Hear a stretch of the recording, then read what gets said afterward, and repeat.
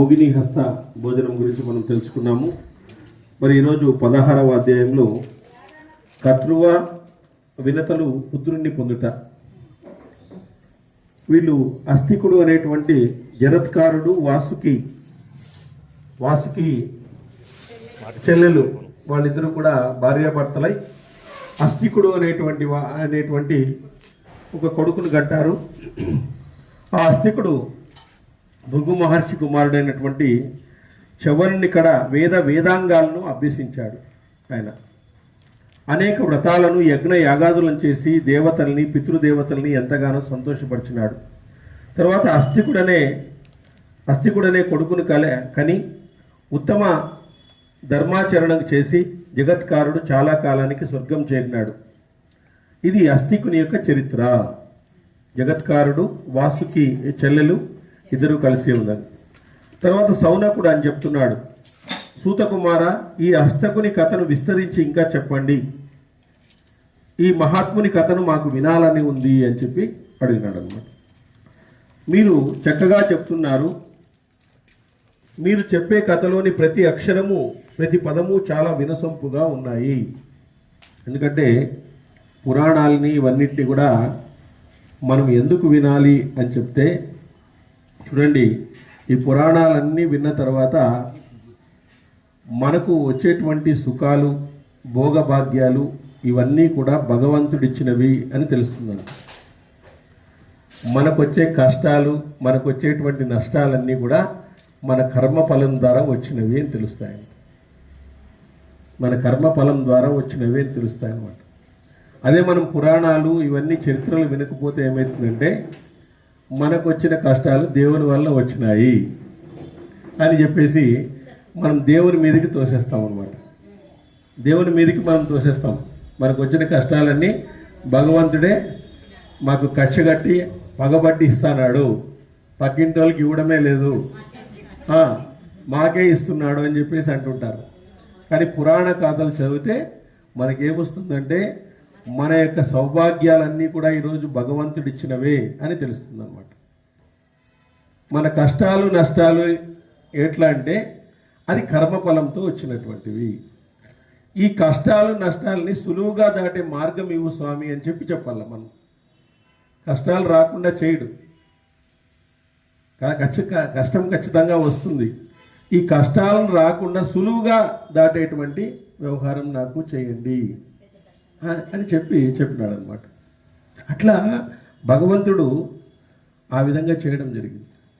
నేను ఒకసారి పామునే దొక్కినాను, పోయి కాట వేల్చింది.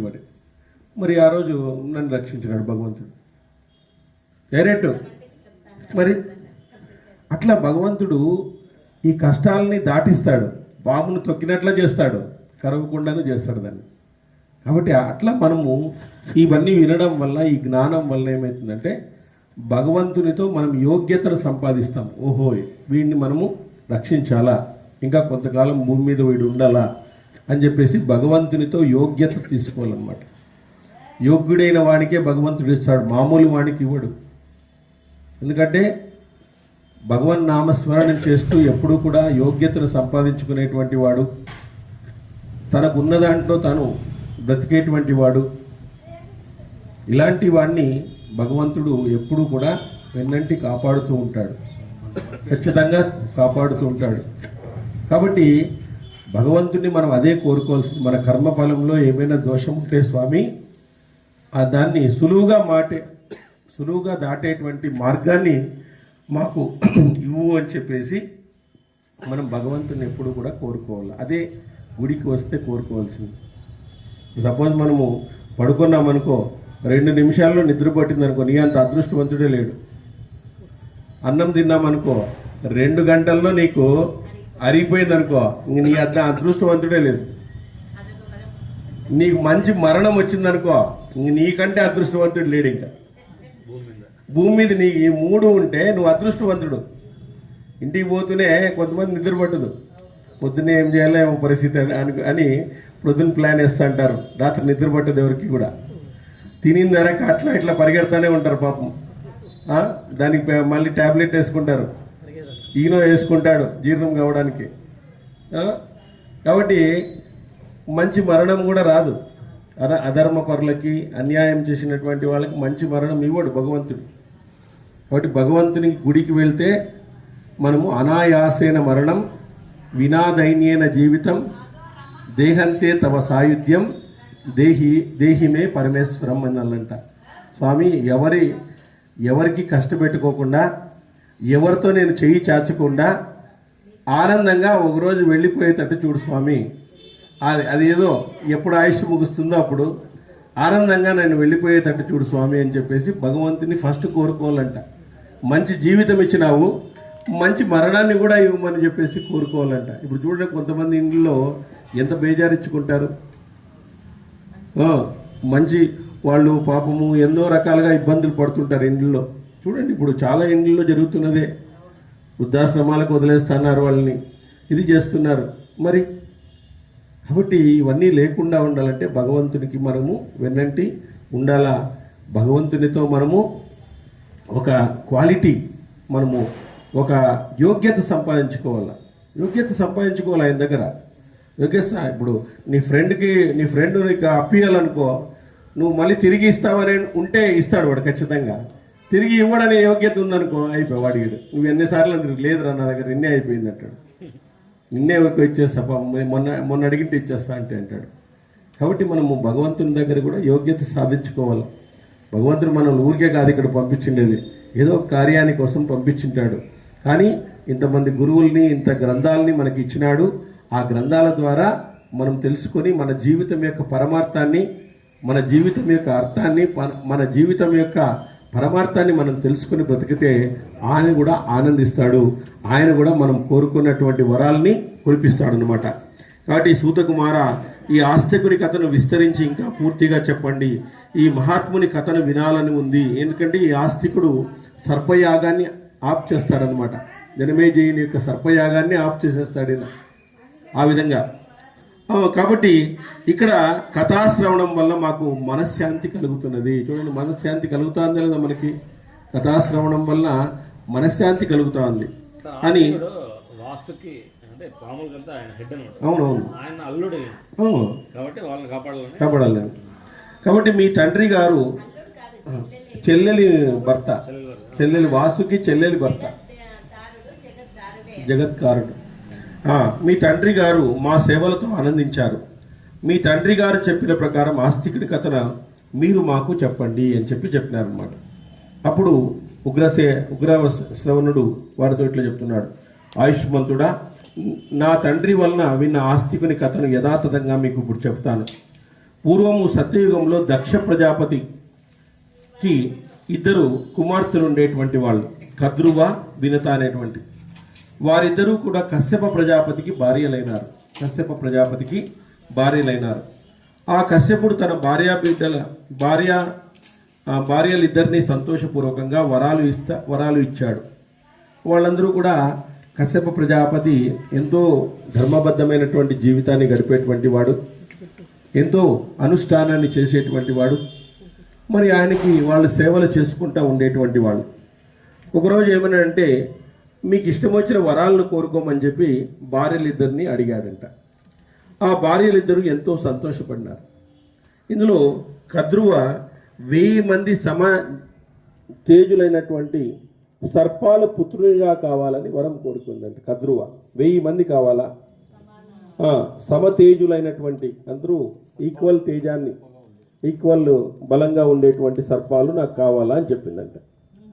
అంటూనే అప్పుడు వినుతను అడిగితే, కద్రువ కంటే అధికమైన బల పరాక్రములు తెలియచేయచ్చు గల 2 కుమారులు నాకు కావాలా అని ఈయమ్మ కోరింది. వినుత కోరింది అనమాట. మాకు 2 చాలు, వాళ్ళకంటే బలంగా ఉండాలా, వాళ్ళకంటే శక్తి సామర్థ్యాలు కలిగి ఉండాలా, వాళ్ళకంటే తేజస్సును కలిగి ఉండాలా అని చెప్పింది అనమాట. అప్పుడు కశ్యప ప్రజాపతి తన భార్యలకు వినుత కోరికను మన్నించి ఈ విధంగా 2 కుమారులు కలిగేటట్టుగా చేసినాడు. ఆ వరప్రసాదానికి వినుత చాలా సంతోషించింది. తన జన్మ కృతజ్ఞత చెందిందని భావించి కద్రువ పుత్రుల కంటే తన కుమారులు గొప్పగా జన్మిస్తారని ఆమె ఆనందించిందంట. కద్రువ వినతులు వరాలను అనుసరించి గర్భాలు ధరించినారంట. ఆ గర్భాలు 1000 గర్భాలు అందులో పట్టవు కాబట్టి అవి గుడ్ల రూపంలో వచ్చినాయంట. 1000 గుడ్ల రూపంలో కద్రువకు మీ గర్భాలు యథావిధిగా రక్షించుకోండి అని చెప్పి తపస్సుకు వనానికి వెళ్ళిపోయినాడు ఆయన. చాలా కాలానికి కద్రువ 1000 గుడ్లను, వినుత 2 గుడ్లను కన్నది. ఈమె 2 గుడ్లను, ఆమె 1000 గుడ్లను కన్నదనమాట. ఆ అండాలను వాడి సేవకురాళ్ళు పైకి చెమర్చే నేతి కుండల్లో పెట్టి కాపాడుతున్నారనమాట. 500 సంవత్సరాలు అయిందంట అవి మళ్ళీ పిల్లలు పుట్టడానికి. 500 సంవత్సరాలు. సో 500 సంవత్సరాల తర్వాత ఆ అండాల నుంచి కద్రు పుత్రులు పుట్టారు. కానీ వినుత అండాలు ఫలించలేదంట, అట్లే ఉన్నాయి 2. వినుతకి తన అండాలు బద్దలు కాలేదని వింత సిగ్గుపడి ఒక అండాన్ని చితగొట్టింది. చూస్తే ఆ అండం నుంచి ఒక తేజస్సు కలిగినటువంటి ఒక కుమారుడు జన్మించినాడంట. కానీ అతనికి ఇక్కడి వరకే ఉందన్నమాట, ఇక్కడి నుంచి లేవు. అనూరుడు, సూర్యుని యొక్క రథసారథి, సూర్యునికే రథసారథి అయినాడు ఆయన, అనూరుడు అనేటువంటి వాడు. ఎందుకంటే ముందు మనం సూర్యాస్తమయం అయ్యే ముందు ఒక 10-15 నిమిషాల ముందు ఆ తెల్లని కాంతి వస్తుందన్నమాట, ఎర్రని కాంతి. ఆ కాంతిని దర్శిస్తే ఆయన దర్శించినట్లేనంట. అనూరుడు రథసారథి ఆయన. అప్పుడు చిత్తగొట్టింది. ఆ అండం నుంచి ఊర్ధ్వ శరీరం మాత్రమే కలిగి కుమారుడు ఉదయించినాడు. ఇది మాత్రమే ఊర్ధ్వ శరీరం మాత్రమే ఉండి మిగతాది ఇదైపోయింది అనమాట, సంపూర్ణం కాలేదు. ఈ విధంగా అర్ధభాగంతో జన్మించిన కుమారుడు తల్లితో, అమ్మ దురాశ పరురాలై నన్ను అర్ధ శరీరంగా చేశావు, కావున నువ్వు నీ సవతికి 500 సంవత్సరాలు దాసిగా ఉండి సేవించు అన్నాడంట. కొడుకే శాపం పెట్టేశాడు. నాకు అర్ధ శరీరంతో పుట్టించినావు నువ్వు, కావున నువ్వు నీ సవతికి 500 సంవత్సరాలు దాసిగా ఉండి సేవించు అని చెప్పినాడంట. అప్పుడు నీకు పుట్టబోయే 2వ కుమారుడు నీ దాసిత్వాన్ని తొలగిస్తాడు. నువ్వు ఆ దాస్యం చేస్తూ ఉంటే నీకు వచ్చేటువంటి 2వ కుమారుడు కలుగుతాడు కదా, ఆ 2వ కుమారుడు నీకు ఆ దాస శృంఖలం నుంచి బయటకు తీసుకుని వస్తాడు. కాబట్టి ఆ అండాన్ని కూడా చిదిమి అతన్ని కూడా నిశ్శరీరంగా చేయొద్దు, మళ్ళీ నువ్వు జాగ్రత్తగా కాపాడు అని చెప్పినాడండి. కాబట్టి ధైర్యంగా ఉంటూ 500 సంవత్సరాలు జాగ్రత్తగా అండాన్ని కాపాడుకో అని అతని జన్మ కోసం మరి 500 సంవత్సరాలైనా పర్వాలేదు, నువ్వు కాపాడుకో అతన్ని అని చెప్పినాడంట. ఈ విధంగా ఆ కుమారుని తల్లి అయినటువంటి వినుతను శపించి ఆయన ఆకాశ మార్గానికి వెళ్ళిపోయినాడు. అనూరుడు అనేటువంటి వాడు పుట్టి మహా తేజస్సుతో ఉండి సూర్యుడు అతన్ని రథసారథిగా చేసుకుంటాడనమాట. చూడండి, బ్రాహ్మణోత్తమ అది ప్రాతకాల సమయము సూర్య దర్శనం చేసుకున్నాడు.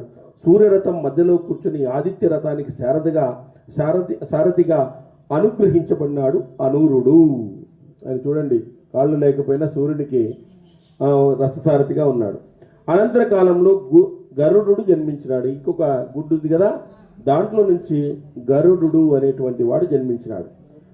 గరుకుమంతుడు పుట్టిన వెంటనే తల్లియగు వినుతను వీడి ఆకాశానికి ఎగిరిపోయినాడు. అంటే వాళ్ళకి అంత శక్తులు ఉంటాయన్నమాట, అంత శక్తులు వాళ్ళు పుట్టిన వెంటనే ఆ విధంగా ఎగిరేటువంటి శక్తులు. ఇప్పుడు ఆంజనేయ స్వామికి పుట్టిన వెంటనే ఆ విధంగా ఎగిరేటువంటి శక్తులు వీళ్ళు. ఎందుకంటే ఆయన కశ్యప ప్రజాపతి చాలా నిష్ఠ కలిగినటువంటి వాడు. ఎందుకంటే సృష్టిని ఈయనకు అప్పగించినాడు బ్రహ్మ, వీళ్ళందరికీ కూడా.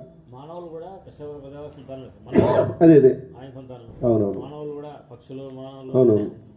కాబట్టి ఆ విధంగా భృగు వంశోత్తమ ఆకలిగా ఉన్న అతనికి బ్రహ్మ నియమితమైన ఆహారాన్ని కల్పించినాడు. ఆ విధంగా భర్ష శుశ్రూష చేత స్త్రీకి మనోరథం నిలుస్తుంది. ఈర్ష్య చేత ఎప్పుడైనా సిద్ధించినా అతని సుఖం ఉండదు, తగ్గిపోతుంది. చూడండి, భర్త శుశ్రూష చేతనే స్త్రీకి మనోరథం లభిస్తుందంట. భర్త శుశ్రూష చేత అంటే భర్తను సేవించడం చేత స్త్రీకి మనోరథం సిద్ధిస్తుందంట. అదేవిధంగా ఈర్ష్య చేత ఎప్పుడైనా సిద్ధించినా అందులో సుఖం ఉండదు, తగ్గిపోతుంది అని చెప్తారు. అప్పుడు ఒక సూతుడు సౌనకాది మహర్షులకు చెప్తున్నాడు. ఇదే కాకుండా ఒకరోజు ఏమైందంటే ఈ కద్రువ వినతులు సముద్ర తీరానికి వెళ్ళినాడంటే ఇద్దరు వెళ్తుంటే అక్కడ మనకు ఉచ్చేస్రవము అనేటువంటి గుర్రాన్ని చూసినారు. క్షీరసాగర మదనం నుంచి ఉచ్చేస్రవము అనేటువంటి ఒక గుర్రం పుడుతుందన్నమాట. ఉచ్చేస్రవము అది చాలా తెల్లగా ఉంటుంది. దేవదానవులు అమృతాని కోసం పాల సముద్రాన్ని మధ్యస్తున్నప్పుడు పుట్టిందనమాట. దాన్ని వారందరూ ఎంతో గొప్పగా పూజించినారు. అశ్వరాజము అమోఘమైన బలము, సర్వ శుభలక్షణాలతో సుందరంగా ఉంది ఆ గుర్రం. అప్పుడు సౌనకుడు సూతులతో దేవతలు అమృత సంపాదనకై పాల సముద్రాన్ని ఎట్లా మదించారు, ఆ అశ్వరాజ్యం ఎలా వచ్చింది, దీని విస్తారంగా చెప్పండి అని చెప్పి మళ్ళీ చెప్పడం అనేటువంటి జరిగిందనమాట. ఆ విధంగా అప్పుడు సౌతి ఈ కథను చెప్తున్నాడు.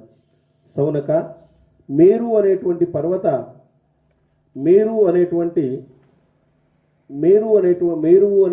ప్రసిద్ధ పర్వతం ఒకటి ఉంది. అది గొప్ప తేజో రాశి. దానికి బంగారు శిఖలాలు సూర్యుని కంటే కూడా మిక్కిలి ప్రకాశవంతంగా ఉంటాయి. ఆ బంగారు పర్వతంపై దేవతలు గంధర్వులు నివసిస్తూ ఉంటారు. అధర్మపరులైన జనులకు అది భావింపరానిది, ఎక్కరానిది కూడా అని చెప్తున్నాడు. అక్కడ భయంకరమైన సర్పాలు, దివ్య ఔషధాలు, ఆ మహాసముద్రం తన శిఖరాలతో స్వర్గాన్ని ఆక్రమించినట్లుంది. మహానదులతో, వృక్షాలతో, అనేక పక్షులతో, కలకాలం ధ్వనులతో కూడినటువంటి ఆ పర్వతాన్ని ఎవరూ చేరలేరు అని చెప్పింది అన్నమాట. ఆకాశం వలె ఎత్తైన ఆ పర్వత శిఖరము అనేక రత్నాలతో ప్రకాశిస్తూ ఉంది. అక్కడ తపో నియమాలు కలిగినటువంటి దేవతలందరూ చేరి అమృతం పొందడానికి ఉపాయం ఏమిటా అని ఆలోచించినారు. అప్పుడు శ్రీమన్నారాయణ బ్రహ్మతో, మీరు దానవులు పాల సముద్రాన్ని చిలకండి, ఆ మహాసముద్రం నుంచి అమృతం అనేటువంటిది వస్తుంది అని చెప్పినాడంట. అప్పుడు దేవతలారా, ఆ సముద్రంలో ముందు సకల ఔషధాలు, అన్ని రకాల రత్నాలు పొదిగి ఉన్నాయి, ఇంకా మదించండి, అప్పుడు అమృతం వస్తుంది అని చెప్పినాడంట. ఉగ్రసేనుడు చెప్తున్నాడు, దేవతలందరూ మందర పర్వతం దగ్గరికి వెళ్ళారు. నీలివర్ణ శిఖరాలతో అనేక లతల సమూహంతో కూడినటువంటి ఆ మంద పర్వతము, అది అనేక పక్షులకు నివాసం, సింహాలకు, వ్యాఘ్రాలకు, తదితర జంతు సమూహానికి అది స్థానం. అక్కడ దేవతలు, అప్సరస్సులు విహరిస్తూ ఉంటారు. 11,000 యోజనాల ఎత్తు, అంతే లోతును కలిగి ఉన్నారు. వారందరూ ఎంత ప్రయత్నం చేసినా ఆ పర్వతాన్ని ఎత్తలేకుండా పోయినారు. అందరూ మరలా విష్ణువుని, బ్రహ్మను ఇలా ప్రార్థించారు, మీరిద్దరూ సద్బుద్ధితో ఆలోచించి మన మేలు కోసం మందర పర్వతం ఉద్ధరించడానికి ప్రయత్నం చేయండి అని చెప్పినారంట. అప్పుడు ఉగ్రసేనుడు అంటున్నాడు, భృగుశ్రేష్ఠ, విష్ణుమూర్తి, బ్రహ్మ కూడా అలాగే అని అందుకు సిద్ధమైనారు. విష్ణుమూర్తి సర్పరాజైన అనంతుణ్ణి ఆ పర్వత సముద్రానికి ప్రేరేపించినాడు. అనంతరం విష్ణుమూర్తి బ్రహ్మదేవుల ఆజ్ఞతో పరాక్రమవంతుడైనటువంటి అనంతుణ్ణి లేచి కార్యసిద్ధికి పూనుకున్నాడు. అనంతుడు అనేటువంటి ఆయన్ని కార్యసిద్ధికి పూనుకున్నాడు. మహాబలవంతుడైన అనంతుడు మహోత్సాహంతో, వృక్షాదులతో సహా ఆ పర్వతాన్ని లేవనెత్తినాడు. అనంతరము అనంతునితో కలిసి దేవతలందరూ ఆ అమృతం కోసము సముద్రాన్ని చిలికినారు. ఆ విధంగా అప్పుడు సముద్రుడు వారితో, మందర భ్రమణం వల్ల కలిగే బాధను నేను భరిస్తాను, అమృతంలో నాకు కూడా కొంత ఇవ్వండి అని అడిగినాడంట సముద్రుడు కూడా. అనంతరం కూర్మరాజు తాబేలు మందర పర్వతానికి అడుగు బాగన మట్టుగా ఉండమని అడిగారు.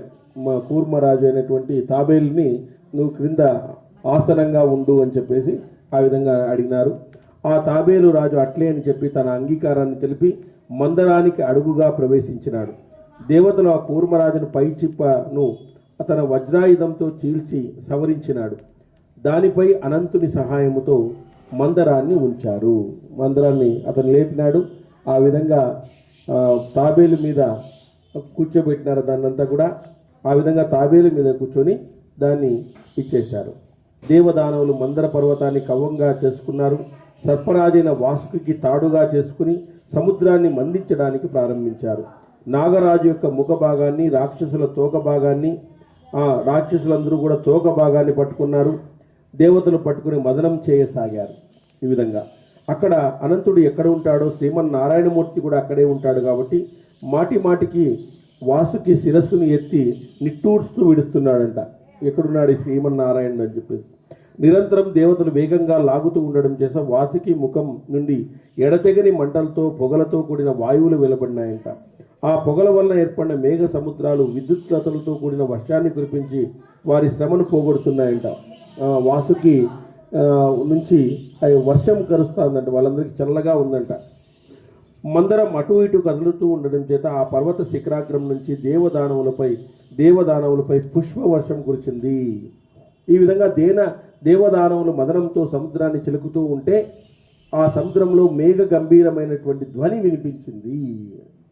అక్కడ మహాపర్వత సంగ్రహణ చేత అందరి జంతుజాలాలన్నీ సముద్రంలోని ఉప్పు నీటిలో విలయం పొందినాయి. అన్ని ఉప్పు నీటిలో పడిపోయినాయంట. ఆ సముద్రాలన్నీ కూడా తిరుగుతూ ఉంటే అన్ని కిందకు పడిపోయి ఇదైపోయినాయి అనమాట. ఆ పర్వతం వల్ల ఆ సముద్రం అడుగున ప్రాంతంలోని ప్రాణులన్నీ కూడా నశించినాయి. తర్వాత మందర సమయంలో ఆ పర్వత శిఖరంలో ఉన్న వృక్షాలు అన్ని పక్షులు అన్నీ పడిపోయినాయి.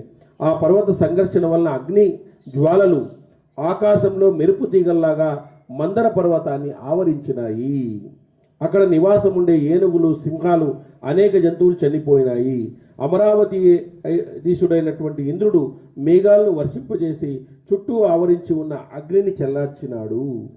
అప్పుడు పర్వత శిఖరంపై ఉన్న వృక్షాల నుంచి జిగుర్లు, ఔషధులు అన్నీ కూడా ఆ మహాసముద్రంలో పడినాయి. వృక్షాలతో, ఓషలతో కూడినటువంటి అమృతతుల్యమైన ఆ సముద్ర జలం స్వర్ణాలతో, అనేక మణులతో కూడి దేవతలకు అమరత్వం పొందించినది. ఈ విధంగా అనేక రస మిశ్రమైనటువంటి సముద్ర జలం నుంచి పాలు, దాని నుంచి ముందుగా నెయ్యి ఉద్భవించినాయి. ఫస్ట్ పాలు ఉద్భవించినాయంట, తర్వాత నెయ్యి ఉద్భవించిందంట. అప్పుడు అక్కడ కూర్చున్న వరదుడైనటువంటి బ్రహ్మతో దేవతలు ఈ విధంగా నారాయణుడు తప్ప మిగిలిన దేవదానవులు అందరం కూడా అలసిపోయినాం, ఎంతకాలంగా మదిస్తున్న అమృతం పుట్టలేదు అని చెప్పినారు. అంటే మనం క్షీరసాగర మదనం అంటే మనదే.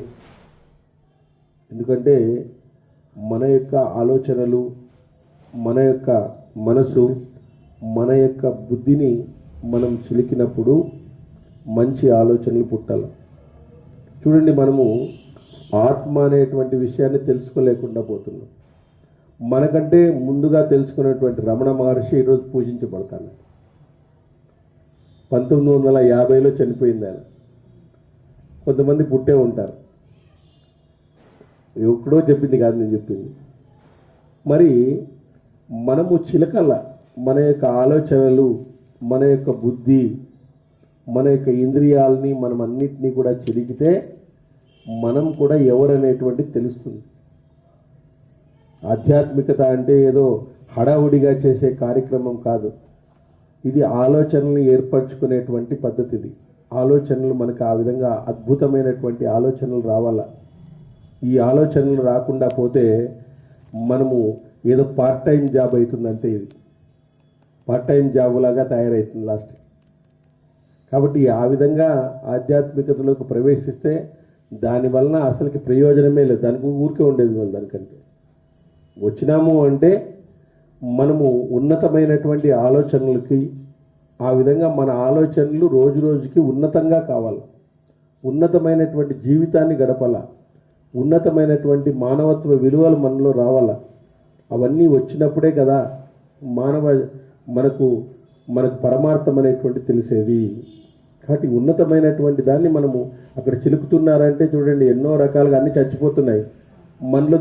మనలో ఉండేటువంటిది ఏమన్నా చచ్చిపోతున్నాయా? అహంకారము చచ్చిపోతుందా? మమకారం చచ్చిపోతుందా? ఏమి చచ్చిపోవడం లేదు. అవన్నీ అందుకే ప్రతీకగా చెప్పిండేది. అవన్నీ అందుకే ప్రతీకగా చెప్పారు. కాబట్టి మనలో చచ్చిపోవాలి అవన్నీ కూడా. అవన్నీ అహంకారము, మమకారాలు ఇవన్నీ కూడా మనలో చచ్చిపోయినప్పుడే మనం ఎవరు అనేటువంటిది మనకు తెలుస్తుందన్నమాట. రమణ మహర్షి కూడా ఎప్పుడు కూడా చెమ్ము మీద కూడా రాసుకునేవాడంట ఆయన, నేను ఆత్మని అని. వారి శిష్యులంతా అడిగేవాళ్ళంటే, ఏం స్వామి మీరేమి ఇట్లా రాసుకుంటున్నారంటే, మర్చిపోతాం రా మనము, ఈ దేహం ఊరికే ఉండేది, ఇది గుర్తు చేస్తూనే ఉంటుంది.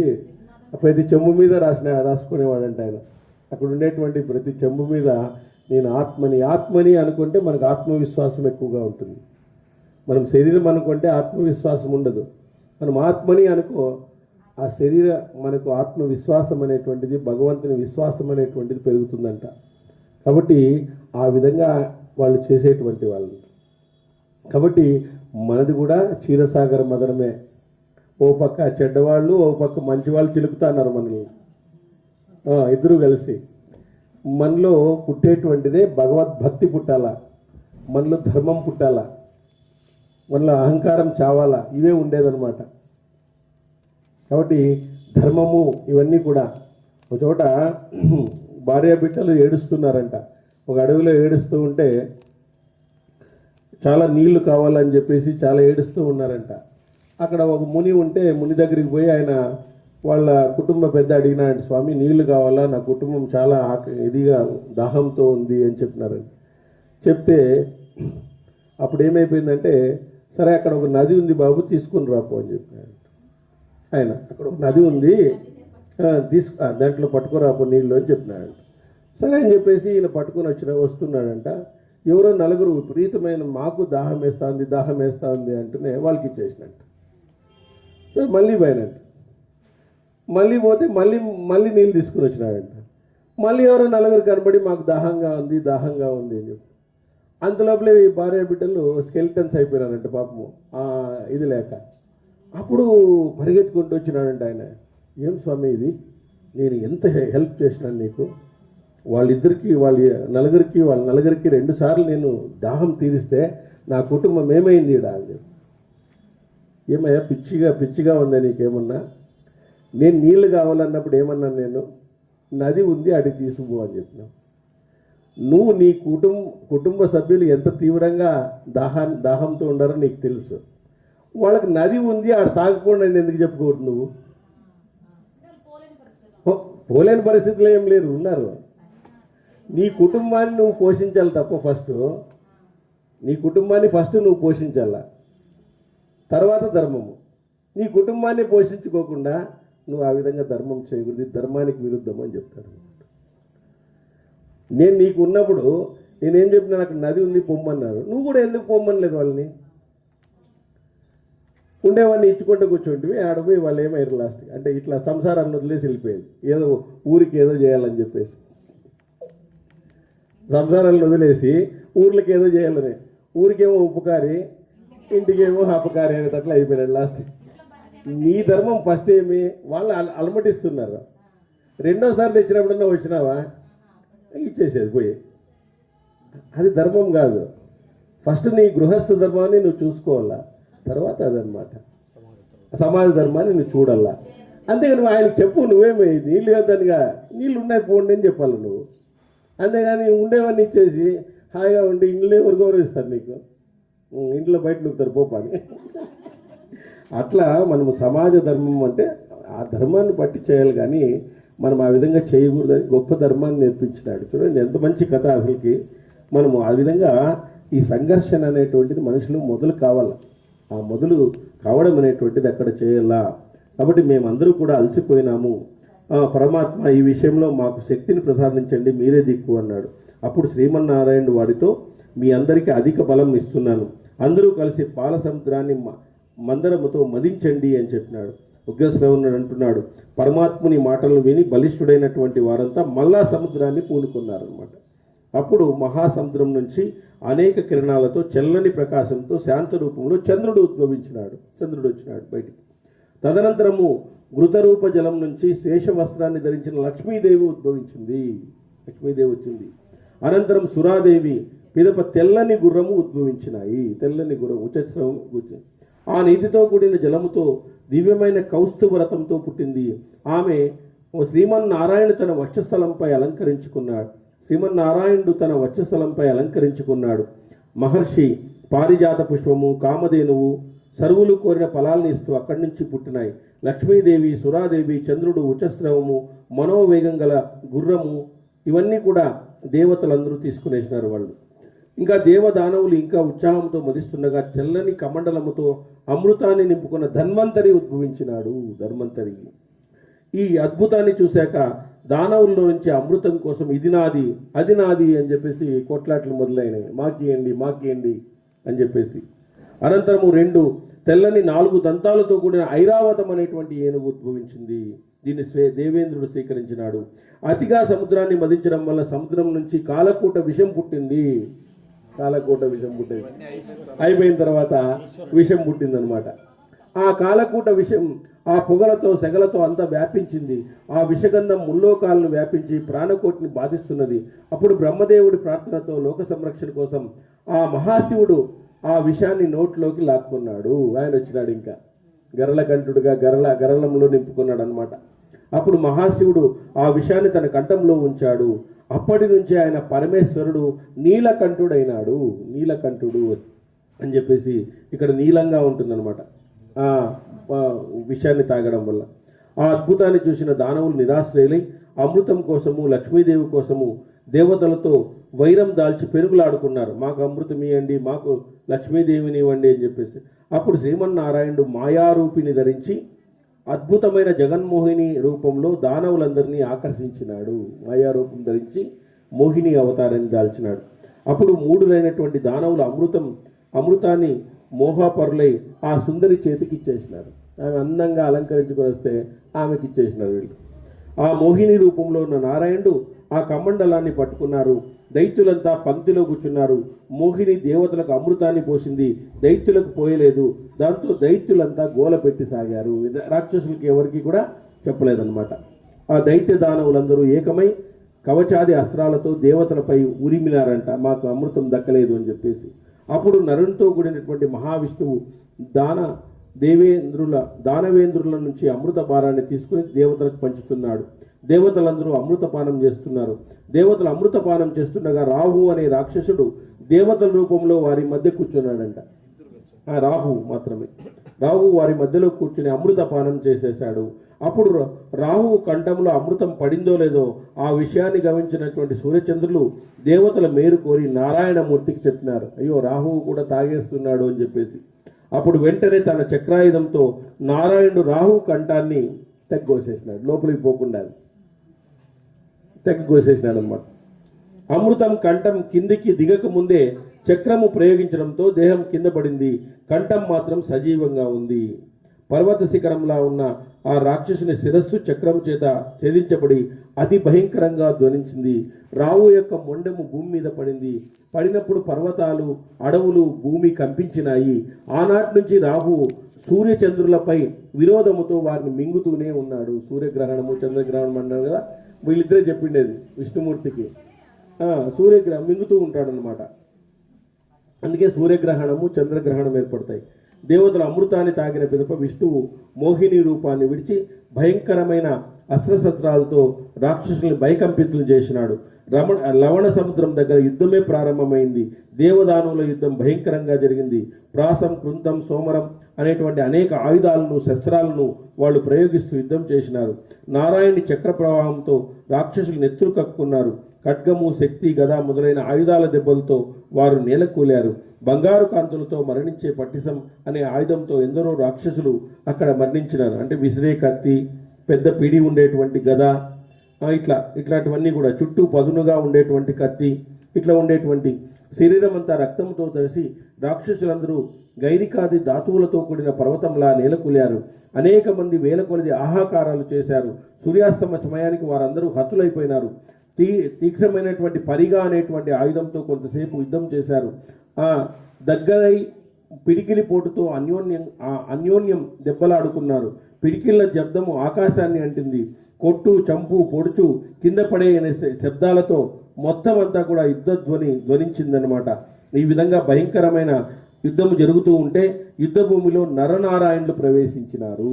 నరనారాయణులు ఇద్దరు ప్రవేశించినారు. భగవానుడు నరుని చేతిలోని దివ్యమైన ధనస్సును చూసి తాను కూడా దానవ సంహారానికి చక్రాన్ని ధరించాలని అనుకున్నాడు. ఆ నారాయణమూర్తి సంకల్పించినంత మాత్రాన చేతనే కాంతుల విరజిమ్ముతో సూర్య తేజస్తో ఆకాశం నుంచి చక్రము అతని చేతికి చేరింది. అది సుదర్శన చక్రము. శత్రు భయంకరమైనది, అకుంఠితము, దానికి తిరుగులేదు. వచ్చిన చక్రాయుధాన్ని జ్వలిస్తున్న అగ్నిలాగా భయంకరంగా ఉంది. శత్రు నగరాలను ధ్వంసం చేసే శక్తి ఉంది. అటువంటి చక్రాన్ని నారాయణుడు రాక్షసులపై ప్రయోగించినాడు. నారాయణ చేత విరవబడినటువంటి చక్రము ప్రళయకానాగ్నిలాగా వేగంగా ఎన్నోసార్లు వెళ్ళి పడి వేలాది రాక్షసుల్ని సంహరించింది. నారాయణ చేతి నుంచి వెళ్ళిన చక్రము ఒక్కసారి అగ్నిల అసుర గణాలను నరికివేసింది.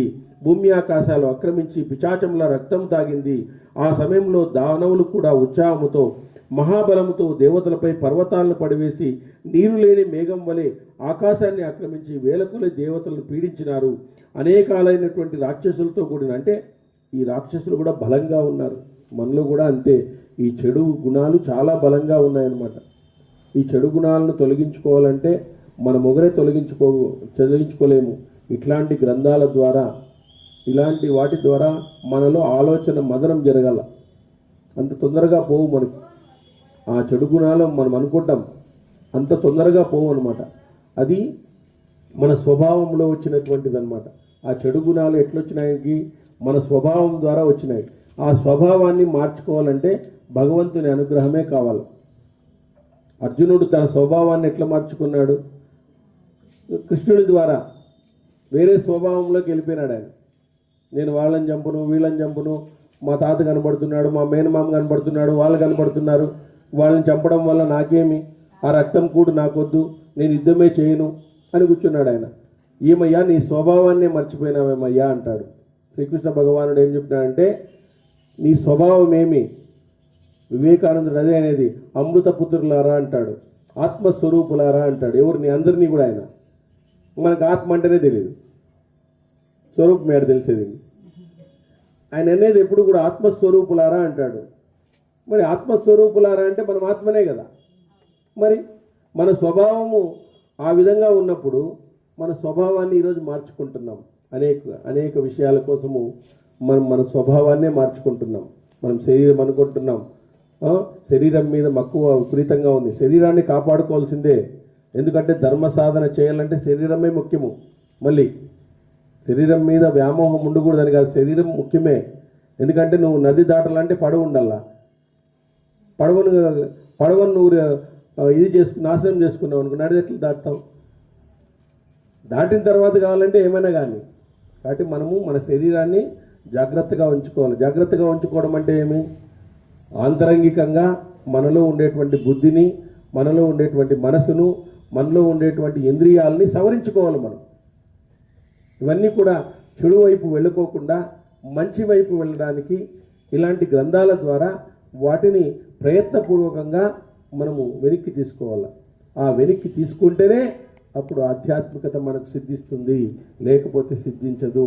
ఇదేదో పూజలకే దానిలకే పరిమితమవుతుందే తప్ప దాని నుంచి ఒరిగేదంటూ ఏముండదు.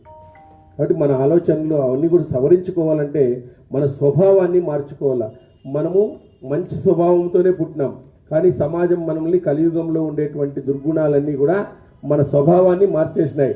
స్వభావాన్ని మార్చుకుంటేనే స్వరూపం అర్థమవుతుంది. నీ స్వరూపం అర్థమవుతుంది. స్వభావాన్ని మార్చుకునే వరకు స్వరూపం అనేటువంటిది అర్థం కాదు అని రమణ మహర్షి వారు చెప్పారు. కాబట్టి ఇక్కడ అకుంఠిత దీక్షతో ఆ విధంగా నారాయణ చేతిలో వెళ్ళినటువంటి చక్రం ఒక్కసారి అగ్నిలా అసురగణాలను ఇచ్చేసింది. ఆ విధంగా వాళ్ళు కూడా అనేక రకాలైనటువంటి రంగులతో కూడిన మేఘముల వలె చెట్లు భయంకరంగా ఆకాశం నుంచి పడుతున్నాయి. కొండ శిఖరాలు ఒకదానికొట్టు కొట్టుకుంటూ పెద్ద శబ్దంగా వేగంగా ఉన్నాయి. పడిన కొండ శిఖరాలతో అడవులతో కూడినటువంటి భూమి అంతా కంపించిపోతా ఉంది. యుద్ధంలో దేవదానవులు పరస్పరం గర్జనలు చేసుకుంటున్నారు. భయంకరమైన దేవదానవుల సంఘర్షణలో నరుడు సువర్ణమయమైన బాణాలతో గిరి శిఖరాలను చీల్చివేస్తున్నాడు. ఇంతలో అగ్నిహోత్రంలాగా మంటలు గక్కుతూ ఆకాశమంతా వ్యాపించి సుదర్శన చక్రం వస్తుందని విని దానవులంతా భూమిలోనికి సముద్రంలోకి పారిపోయినారు. తర్వాత దేవతలు విజయం సాధించి మందర పర్వతాన్ని పూజించి పూర్వస్థాయికి తీసుకుని వచ్చారు. దేవతలు ఆకాశము స్వర్గము అంతా వినిపడేటట్లుగా సింహధ్యానం చేసి వారి స్థానాలకు వెళ్ళిపోయినారు. ఈ విధంగా దేవతలు చాలా సంతోషించారు. దేవేంద్రాది దేవతలు అమృత నిధిని రక్షించడానికి నరునికిచ్చి చక్కని రక్షణ వ్యవస్థను కల్పించినారు. ఇది ఆ గుర్రం రావడానికి ఇంత కథ, ఆ ఉచ్చస్రవం అనేటువంటి రావడానికి ఇంత కథని చెప్పినాడు అనమాట. ఆ గుర్రం ఇప్పుడు వస్తుందన్నమాట. అప్పుడు కద్రువా వినతులు ఇద్దరు కూడా పందెం వేసుకుంటారు వాళ్ళు. అది మళ్ళీ రేపు వస్తుందన్నమాట. హరిఓం స్వస్తి గోవింద. రామచంద్ర పాట పెట్టండి, పాట పెట్టండి.